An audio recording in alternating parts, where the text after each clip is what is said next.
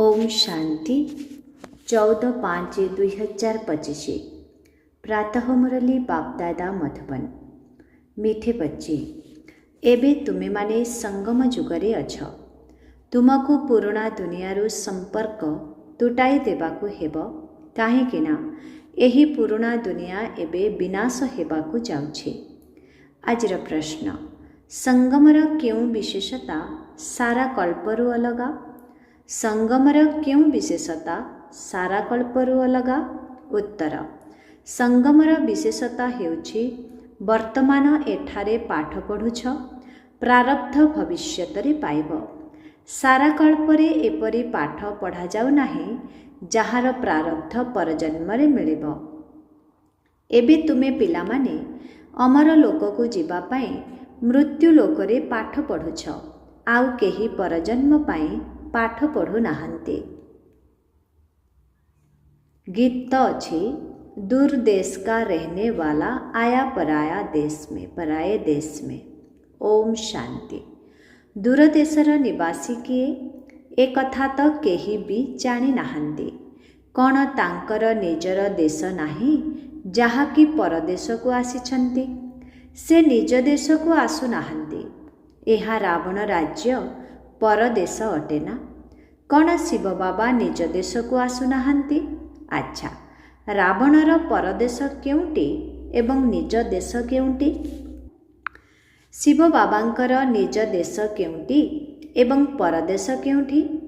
पुणी बाबा आसुछंती परदेश को, तेबे तांकर देश केउंठी? निज देशर स्थापना करिबा पाई आसिथांती, तेबे से कौन निज देश को निजे आसिथांती? जणे दुई जण सुनाइले। अच्छा, एहा उपरे समस्ते विचार सागर मंथन करिब। एहा बहुत बुझिबार कथा। रावणर परदेश बुझाइबा तो बहुत सहज। रामराज्य को केबे रावण आसी न थाए। बाबांकु रावण देश को आसीबाकु पड़ी थाए, काहेकि ना रावणर राज्य को परिवर्तन करिबाकु पड़ी थाए। एहा हेउछि संगम जुग। सीए सत्य जुगरे किंबा कली जुगरे मध्य आसी न थांती, केवल संगम जुगरे ही आसी थांती। तेणु एहा राम एवं रावणर उभयर देश अटे। ए कुल रामंकर, से कुल रावणर। तेबे एहा संगम जुग अटे ना? एबे तुमे संतान माने संगम जुगरे अछ, ना एपटे ना सेपटे अछ। तेणु निजको संगम जुगी बोली भाविबा उचित। आमर सेपट सहित कौनसी संपर्क नाही। एबे बुद्धि रे पुराणा दुनिया ठारू संपर्क तुटाइबाकु पड़ुछि। एठारे तो रहुछ, किंतु बुद्धि द्वारा जानिछ जे एही पुराणा दुनिया ही समाप्त होई जिव। आत्मा कहुछि एबे मु संगम जुगरे अछि। बाबा आसिछंती, तांकु नाउरिया मध्य कुहा जाउछि। एबे आमे जाउछु किपरि? जोग बल द्वारा। जोग करिबा पाई मध्य ज्ञान दरकार एवं ज्ञान को जानिबा पाई मध्य ज्ञान दरकार। बाबा बुझाउछंती, जोग करिबा पाई हेले निजको आत्मा निश्चय करी बाबांको मने पकाओ। एहा मध्य ज्ञान अटे ना? ज्ञान अर्थात बुझिबा। बाबा मत देबाको आसिछंती, कहुछंती निजको आत्मा मने कर। आत्मा ही 84 जन्म नहीं थाए। बाबा पिलामानंकु ही सबु किछि विस्तार भावरे बसी बुझाउछंती। एबे एही रावण राज्य शेष होई जिवो। एठारे कर्म बंधन रहिछि, सेठारे कर्म संबंध रहिबो। बंधन दुखर नाम एवं संबंध सुखर नाम अटे। एबे कर्म बंधन को काटिबाकु हेबो। बुद्धि रे अछि आमे वर्तमान ब्राह्मण संबंधरे रहिछु, पुणी दैवी संबंध को जीवु। ब्राह्मण संबंधर एहा एकमात्र जन्म, किंतु 8 जन्म एवं 12 जन्म आमे दैवी संबंधरे रहिबा। एही ज्ञान बुद्धि रे अछि। सेथिपाई कलिजुगी छी कर्म बंधन को जेपरी ग्लानि अर्थात निंदा करुछ। एही दुनियार कर्म बंधन रे एबे रहिबार नाही। तुम मानंकु एबे ईश्वरीय बुद्धि मिलिछि। ए सबु हेउछि आसुरी कर्म बंधन। आमे मध्य गुप्तरे गोटिए यात्रा करुछे। बाबा एही यात्रा शिखाइछन्ति। पुणी एही कर्म बंधनरु अलगा होई आमे कर्मातीत होई जिबा। एही कर्म बंधन एबे तुटिबार ही अछि। आमे बाबांकु मने पकाउछु, जहा द्वारा पवित्र हेबु एवं चक्र को बुझी चक्रवर्ती राजा हेबु। पाठ पढ़ुछु, तेणु तार एम ऑब्जेक्ट एवं प्रारब्ध मध्य दरकार ना। तुमे जानिछ, आमको एबे बेहदर बाबा पाठ पढ़ाउछन्ति। 5000 वर्ष पूर्वरु मध्य एही पाठ पढ़ाई थिले। एहा ड्रामा अटेना। जेउ मानंकु कल्प पूर्वरु पाठ पढ़ाई थिले, एबे मध्य तांकु ही पढ़ाइबे। बहुत आसीबे, वृद्धि हेब। समस्ते तो सत्य जुग को जीवे नाही, बाकी समस्ते घर को फेरी जीवे। एपटे नरक, सेपटे स्वर्ग। हद्र पाठ पढ़ारे तो बुझी जाती जे आमे एठारे पाठ पढ़ुछु, पुणी प्रारब्ध मध्य एहिठारे ही पाइबु। एबे आमे संगम जुगरे पाठ पढ़ुछु, जहार प्रारब्ध आमको नुआ दुनिया रे मिलिबो। एहा हेउछि नुआ कथा। दुनिया रे एपरी केही कहिबे नाही जे तुमको एहार प्रारब्ध परवर्ती जन्म रे मिलिबो। एही जन्मर पाठ पढ़ार प्रारब्ध परवर्ती जन्म रे पाइबा। एहा केवल संगम जुगरे ही होइताए। बाबा मध्य संगम जुगरे ही आसीथांती। तुमे माने पुरुषोत्तम हेबा पाए पाठ पढ़ुछ। नुआ दुनिया अमरपुरी को जीवा पाए ज्ञानर सागर भगवान थरे मात्र आसी एही पाठ पढ़ाई थांती। एहा तो हेउछि कलिजुग, मृत्युलोक। आमे सत्य जुग को जीवा पाए नर्कवासी स्वर्गवासी हेबा पाए पाठ पढ़ुछु। एहा हेउछि परदेश, ताहा हेउछि निज देश। सेही निज देश रे बाबांकु आसीबार आवश्यकता नाही।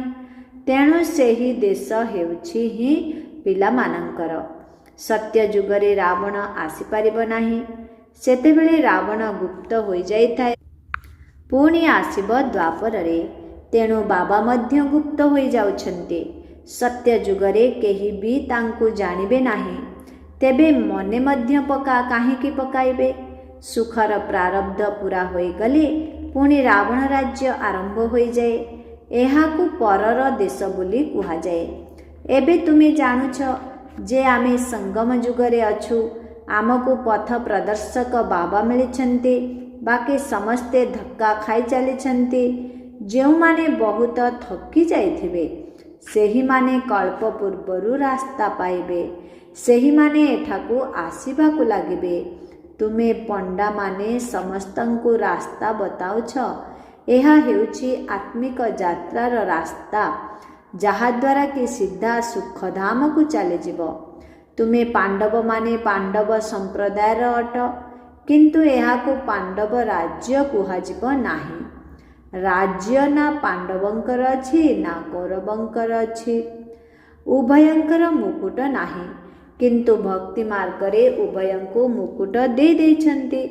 जदिओ राजमुकुट दे देबे, किंतु लाइटर मुकुट ना पांडव मानंकु दे पारिबे ना कौरव मानंकु।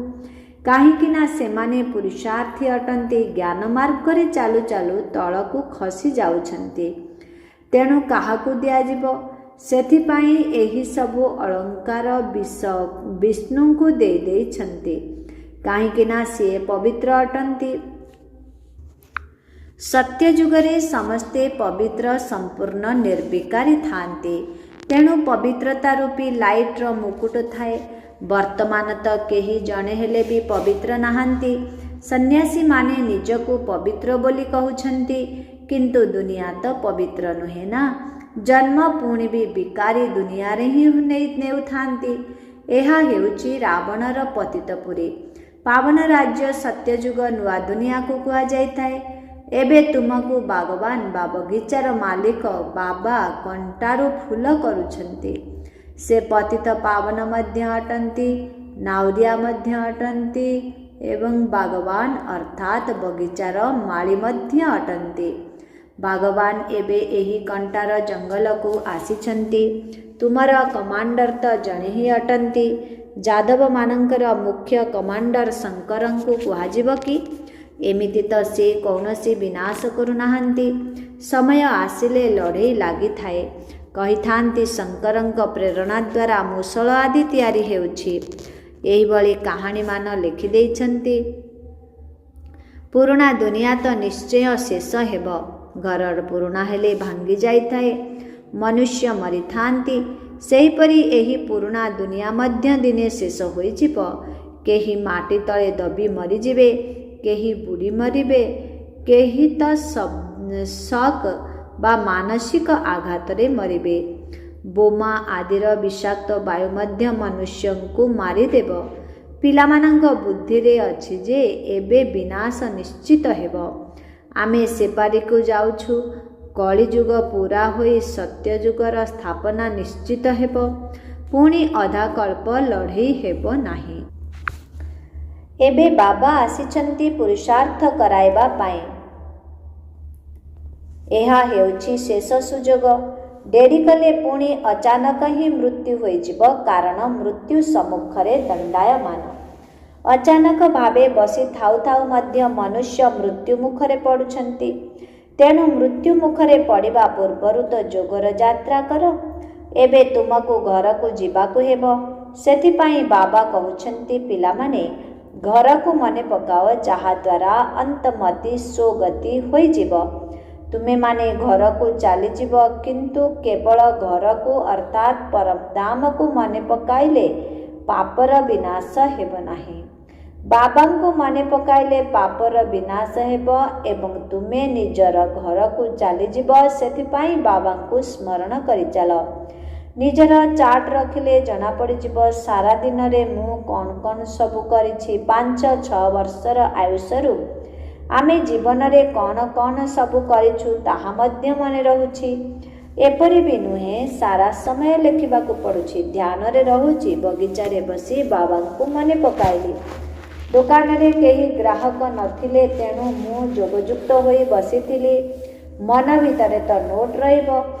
जदि लेखिबाकु चाहुछ तेबे पुणी डायरी रखिबाकु पड़िबो।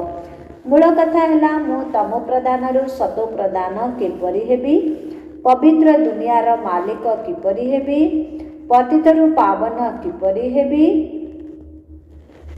बाबा आसी यही ज्ञान देउछन्ति। ज्ञानर सागर एकमात्र बाबा ही अटन्ति। तेणु एबे कहुछ बाबा मु आपणकर ही संतान अटे, सर्वदा आपणकर ही अटे। तेबे भूली जाई देह अभिमानी होई जाइछ। एबे पुणी बताई थिबारु आमे पुणी देही अभिमानी हेउछु। सत्य जुगरे आमे देह अभिमानी थिलु। खुशी खुशी रे गोटिए शरीर छाड़ी अन्य एक शरीर धारण कलु।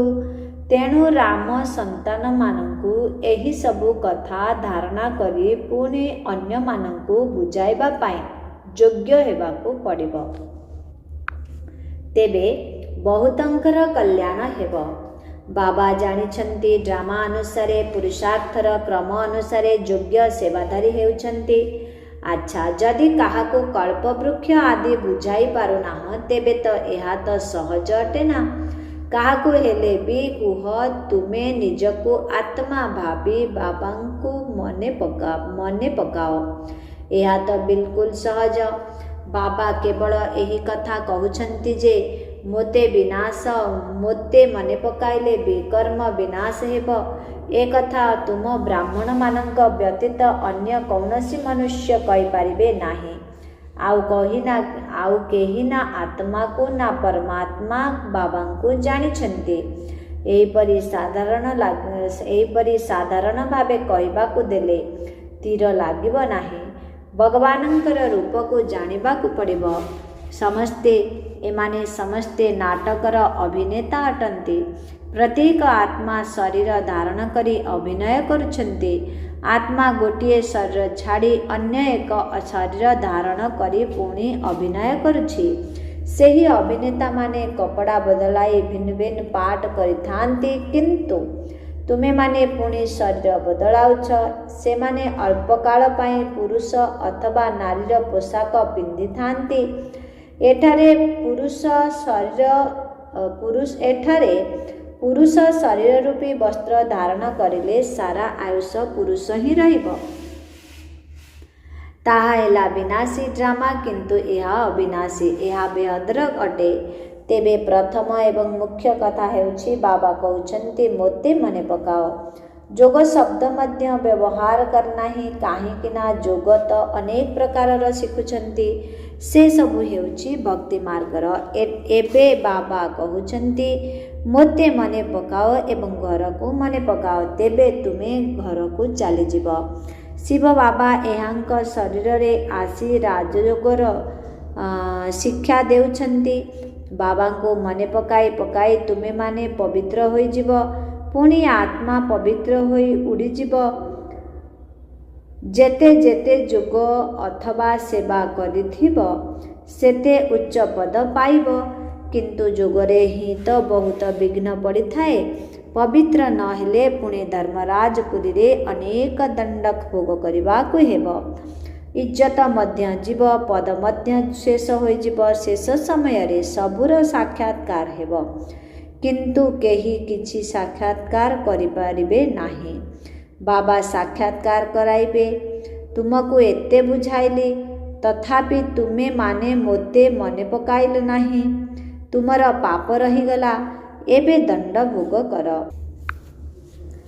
ସେତେବେଳେ ଆଉ ପାଠ ପଢ଼ିବା ପାଇଁ ସମୟ ନଥିବ, କେବଳ ପଶ୍ଚାତାପ କରିବ, ମୁଁ ଏ କ'ଣ କରିଲି, ଅଯଥା ସମୟ ନଷ୍ଟ କରିଦେଲି। କିନ୍ତୁ ଦଣ୍ଡ ତ ଭୋଗ କରିବାକୁ ପଡ଼ିବ, କିଛି ବି ହୋଇପାରିବ ନାହିଁ। ଫେଲ୍ ହେଲେ ଫେଲ୍, ଆଉ କିଛି ପଢ଼ିବାର ସୁଯୋଗ ନଥିବ। ସେହି ପାଠ ପଢ଼ାରେ ତ ଫେଲ୍ ହୋଇଗଲେ ପୁଣି ଫେଲ୍ ହୋଇଯାଆନ୍ତି। ଏଠାରେ ତ ପାଠ ପଢ଼ା ହିଁ ଶେଷ ହୋଇଯିବ। ଅନ୍ତିମ ସମୟରେ ପଶ୍ଚାତାପ କରିବାକୁ ନ ପଡ଼ୁ, ସେଥିପାଇଁ ବାବା ରାୟ ଦେଉଛନ୍ତି ପିଲାମାନେ ଭଲ ଭାବରେ ପାଠ ପଢ଼। ପରଦର୍ଶନ ପରଚିନ୍ତନରେ ନିଜର ସମୟ ନଷ୍ଟ କର ନାହିଁ, ନଚେତ୍ ବହୁତ ପଶ୍ଚାତାପ କରିବାକୁ ପଡ଼ିବ। ମାୟା ବହୁତ ଓଲଟା କାମ କରାଇ ଦେଇଥାଏ। କେବଳ ଚୋରି ନ କରିଲେ ମଧ୍ୟ ମାୟା କରାଇଥାଏ। ପରେ ପୁଣି ସ୍ମୃତି ଆସିବ, ମୋତେ ତ ମାୟା ଧୋକା ଦେଇଦେଲା। ପ୍ରଥମେ ମନରେ ଖିଆଲ ଆସିଥାଏ ଅମୁକ ଜିନିଷ ଉଠାଇ ନେବି। ତୁମମାନଙ୍କୁ ତ ଈଶ୍ୱରୀୟ ବୁଦ୍ଧି ମିଳିଛି, ଏହା ଠିକ୍ ନା ଭୁଲ? ଏହି ଜିନିଷ ଉଠାଇ ନେଲେ ଭୁଲ ହେବ, ନ ଉଠାଇଲେ ଠିକ୍ ହେବ। ଏବେ କ'ଣ କରିବାକୁ ପଡ଼ିବ? ପବିତ୍ର ରହିବା ଭଲ ନା? ତେବେ ସଙ୍ଗ ଦୋଷରେ ଆସି ଢିଲା ହୋଇଯିବା ଉଚିତ ନୁହେଁ। ଆମେମାନେ ବାବାଙ୍କର ସନ୍ତାନ, ପରସ୍ପର ଭାଇ ଭଉଣୀ, ତେଣୁ ନାମ ରୂପର ଆକର୍ଷଣରେ ଆକର୍ଷିତ ହେବା ଉଚିତ ନୁହେଁ। ଦେହ ଅଭିମାନରେ ଆସିବା ଉଚିତ ନୁହେଁ। କିନ୍ତୁ ମାୟା ବହୁତ ଶକ୍ତିଶାଳୀ। ମାୟା ଭୁଲ କାମ କରାଇବାକୁ ସଂକଳ୍ପ ଆଣିଥାଏ। ବାବା କହୁଛନ୍ତି ତୁମେମାନେ ଭୁଲ କାମ କରିବା ଉଚିତ ନୁହେଁ, କିନ୍ତୁ ମାୟା ସହିତ ଲଢ଼ାଇ କରୁଛ, ତେଣୁ ପିଲାମାନେ ହାରିଯାଉଛନ୍ତି, ଅର୍ଥାତ୍ ତଳକୁ ଖସି ଯାଉଛନ୍ତି, ଯାହାଦ୍ୱାରା କି ଠିକ୍ ବୁଦ୍ଧି ଦେଖାଯାଉ ନାହିଁ। ଠିକ୍ ବୁଦ୍ଧି ଆସୁ ହିଁ ନାହିଁ। ଆମକୁ ଠିକ୍ କାମ କରିବାକୁ ହେବ, ଅନ୍ଧମାନଙ୍କର ଲାଠି ହେବାକୁ ପଡ଼ିବ। ଏହା ହେଉଛି ସବୁଠାରୁ ଭଲରୁ ଭଲ କାମ। ଶରୀର ନିର୍ବାହ ପାଇଁ ସମୟ ତ ଅଛି, ରାତ୍ରିରେ ଶୋଇବାକୁ ମଧ୍ୟ ପଡ଼ିବ। ଆତ୍ମା ଥକିଗଲେ ଶୋଇଯାଇଥାଏ, ଶରୀର ମଧ୍ୟ ଶୋଇଯାଇଥାଏ। ତେଣୁ ଶରୀର ନିର୍ବାହ କରିବା ପାଇଁ ଏବଂ ଆରାମ କରିବା ପାଇଁ ସମୟ ତ ଅଛି, ବାକି ସମୟ ମୋ ସେବାରେ ଲଗାଅ। ଯୋଗର ଚାର୍ଟ ରଖ। ଚାର୍ଟ ଲେଖୁଛନ୍ତି, କିନ୍ତୁ ଚାଲୁ ଚାଲୁ ଫେଲ୍ ହୋଇଯାଉଛନ୍ତି। ବାବାଙ୍କୁ ମନେ ପକାଇ ନାହାନ୍ତି, ସେବା କରୁନାହାନ୍ତି, ତେଣୁ ଭୁଲ କାମ ହୋଇ ଚାଲିଥାଏ।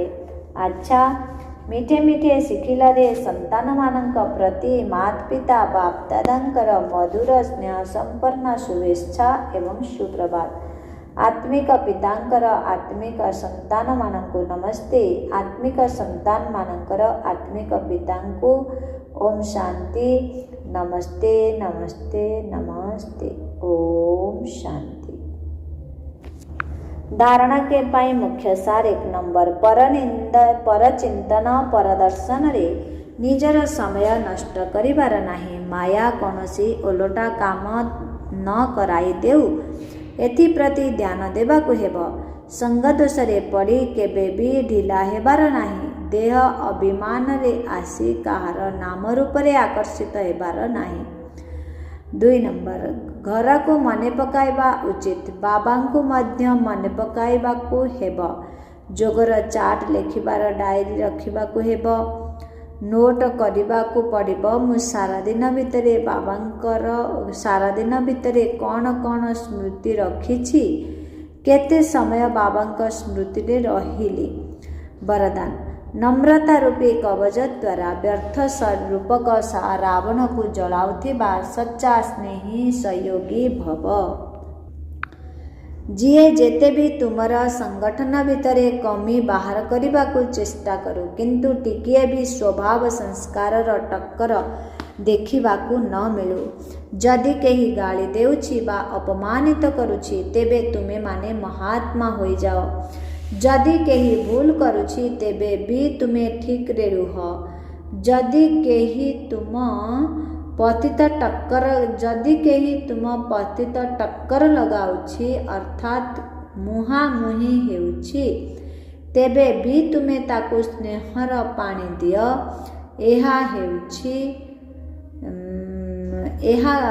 ତୁମେ ତାକୁ ସ୍ନେହର ପାଣି ଦିଅ। ଏହା କାହିଁକି ହୋଇଛି ବା ଏଭଳି କାହିଁକି ହୋଇଛି, ଏହିଭଳି ସଂକଳ୍ପ କରି ନିଆଁ ଉପରେ ତେଲ ଢାଳ ନାହିଁ। ନମ୍ରତାର କବଚ ସର୍ବଦା ପିନ୍ଧିଥାଅ। ଯେଉଁଠାରେ ନମ୍ରତା ରହିଛି, ସେଠାରେ ସ୍ନେହ ଏବଂ ସହଯୋଗ ମଧ୍ୟ ନିଶ୍ଚିତ ରହିଛି। ଆଜିର ସ୍ଲୋଗାନ: ମୋ ପଣିଆର ଅନେକ ହଦ୍ର ଭାବନାଗୁଡ଼ିକୁ ଗୋଟିଏ ମେରା ବାବାରେ ସମାହିତ କରିଦେବା। ଓମ୍ ଶାନ୍ତି।